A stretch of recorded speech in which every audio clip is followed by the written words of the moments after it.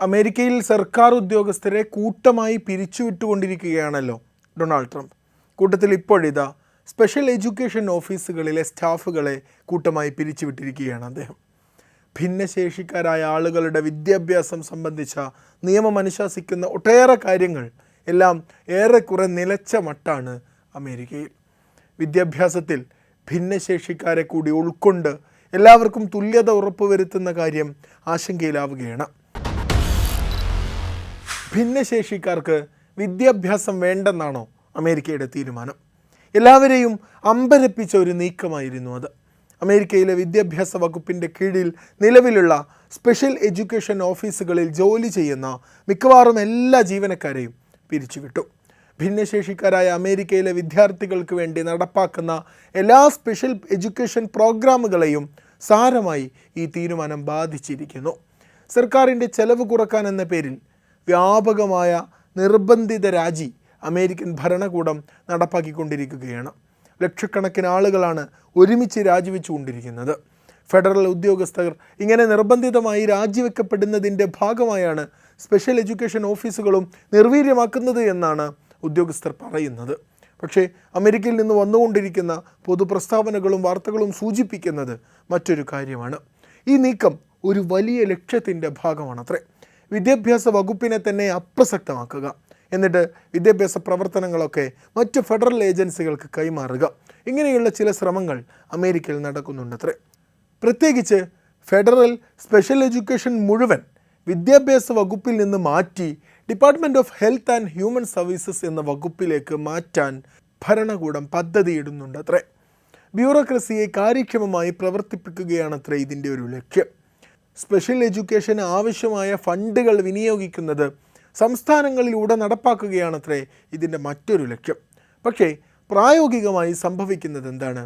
അമേരിക്കയിലെ 75 ലക്ഷം വരുന്ന വിദ്യാർത്ഥികൾ, ഭിന്നശേഷി നേരിടുന്ന വിദ്യാർത്ഥികൾ, അവർക്ക് യോജിച്ച സൗജന്യമായ വിദ്യാഭ്യാസം അത് ഉറപ്പുവരുത്തുന്ന അമേരിക്കയിലെ individuals with disabilities education act നടപ്പാക്കുന്ന ഓഫീസുകളാണ് പിരിച്ചുവിടൽ നടപടിയിലേക്ക് നീങ്ങുന്നത്. 75 ലക്ഷം വിദ്യാർത്ഥികളുടെ, അവരുടെ രക്ഷിതാക്കളുടെ ആശങ്കകൾ വർദ്ധിക്കുകയാണെന്നർത്ഥം. ഭിന്നശേഷി വിഭാഗത്തിൽപ്പെട്ട വിദ്യാർത്ഥികൾ ആയതുകൊണ്ട് തന്നെ ഈ ആശങ്കകൾ ഇനിയും കൂടുകയാണ്. അമേരിക്കയിലെ ഫെഡറൽ ഭരണകൂടം വിദ്യാഭ്യാസത്തോട് എത്രമാത്രം തൽപരർ അല്ല എന്നാണിത് കാണിച്ചുകൊണ്ടിരിക്കുന്നത്. സർക്കാരിൻ്റെ പിന്തുണയില്ലാതെ മില്യൺ കണക്കിന് ഭിന്നശേഷിക്കാരായ ഒരു രാജ്യത്തെ മുഴുവൻ വിദ്യാർത്ഥികൾ, അവർക്ക് സുരക്ഷ, അവരുടെ സൗജന്യ വിദ്യാഭ്യാസം എല്ലാം നഷ്ടപ്പെടുകയാണ്. ദീർഘനാളത്തെ അടച്ചിടലിനിടയിലാണ് ഇപ്പോൾ ഇങ്ങനെ പിരിച്ചുവിടുന്ന വാർത്തകൾ വരുന്നത്. അതിന് നിദാനമായതോ വൈറ്റ് ഹൗസ് നടപ്പാക്കുന്ന ഫണ്ടിങ്ങിലെ ചില നടപടികളാണ്. ഉദ്യോഗസ്ഥർ പറയുന്നത് പ്രകാരം പിരിച്ചുവിടാതെ അവർക്ക് നിവൃത്തിയില്ല പോലും. അത്രമാത്രം ഫണ്ട് ഫ്രീസായി കിടക്കുകയാണ് അമേരിക്കയിൽ. ബജറ്റ് പ്രഖ്യാപിക്കാതെ സ്റ്റാഫുകളെ നിലനിർത്താൻ സാധ്യമല്ല. ശരിയാണ്, അമേരിക്കയിൽ ബജറ്റ് അവതാളത്തിലാണ്. അമേരിക്ക ഫിസ്ക്കൽ ക്രൈസിസ് നേരിട്ടുകൊണ്ടിരിക്കുന്നു. അതിനിടെ അമേരിക്കയിൽ സാമ്പത്തിക പ്രതിസന്ധി തൊട്ടടുത്തെത്തിയിട്ടുണ്ടെന്നാണ് സാമ്പത്തിക വിദഗ്ധനായ ബ്രൂണോ കോൾമാൻ പറയുന്നത്. അനിവാര്യമായ സാമ്പത്തിക പ്രതിസന്ധി അമേരിക്കയോട് തൊട്ടടുത്തെത്തിയിട്ടുണ്ടത്രേ. ഡോളറിൻ്റെ അപ്രമാദിത്വം ലോകത്തോട് ഉറപ്പുവരുത്താൻ കഴിയാത്ത ഒരു സമയം വരുമത്രേ. വിവിധ മേഖലകളിൽ അമേരിക്കൻ ഭരണകൂടം ബജറ്റുകൾ കട്ട് ചെയ്തുകൊണ്ടിരിക്കുകയാണ്. US സയൻസ് ഏജൻസികളിലേക്ക് വലിയ തോതിൽ ഫണ്ടിംഗ് നിർത്തിവെച്ചതോടെ വിമർശനങ്ങൾ വ്യാപകമായിട്ടുണ്ട്.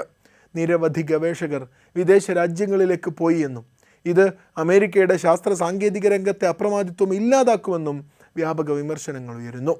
മറ്റു രാജ്യങ്ങൾക്കുമേൽ വൻതോതിൽ താരിഫ് ഏർപ്പെടുത്തിയ ഡൊണാൾഡ് ട്രംപിൻ്റെ നടപടി അമേരിക്കൻ സമ്പദ് വ്യവസ്ഥയിൽ മെല്ലെ മെല്ലെ മെല്ലെ ബാധിച്ചുകൊണ്ടിരിക്കുകയാണ്. താരിഫ് വരുമാനത്തിൽ വൻ കുതിച്ചുചാട്ടമൊക്കെ ഉണ്ടായി. പക്ഷേ അമേരിക്കൻ വാർഷിക ബജറ്റ് കമ്മി ബജറ്റാണ്.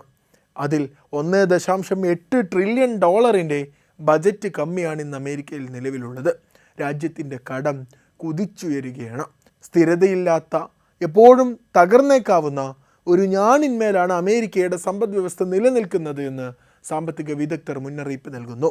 അതായത് സാമ്പത്തിക വളർച്ചയേക്കാൾ കടമാണ് പെരുകിക്കൊണ്ടിരിക്കുന്നത്.